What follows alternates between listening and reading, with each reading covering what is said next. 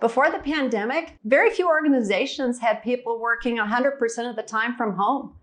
And when they did, they really often didn't trust that their people were actually performing. And what we've learned throughout this pandemic is that people are more productive and communicative than ever. So really, the genie's out of the bottle, and it's not going to go back in. People love working remotely. And the statistics are showing that up to 25% of our employees in the workforce are going to continue working from home from 2 to 3 days a week. Working from home allows people to do the kind of focused work that they need. The open office really didn't provide that very well. That doesn't mean the open office is going away. It just means that those kind of spaces are going to change. It's all about the needs of the company and how that links up with the needs of the employees. So we really need to focus on 3 areas. The first is the experience.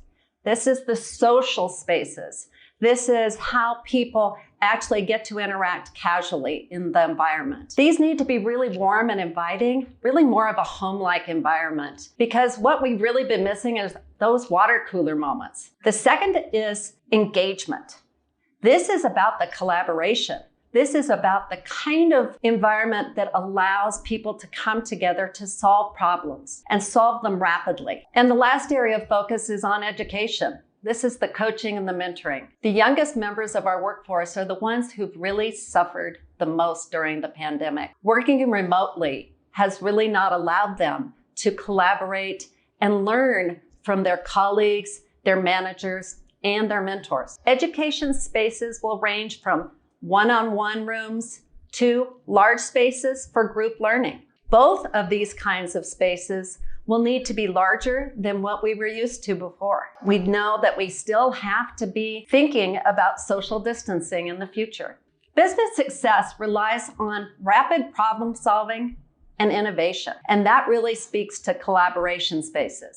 But first, we need to really focus on personal space. Some people really don't have effective spaces to work at home. So we will need to provide full-time space for them in the office. But for the folks who are really effective working at home, they're not necessarily going to need personal space. So that may drive the office footprint down. But what will come back into play is additional spaces for collaboration. The idea of having very specifically curated spaces for teams that can be deployed rapidly and then just as rapidly pulled apart and reconfigured for the next team. And maybe it's even going to get to the point where the office is so flexible that teams can do that as well. I think this is really where we're going to focus in the future.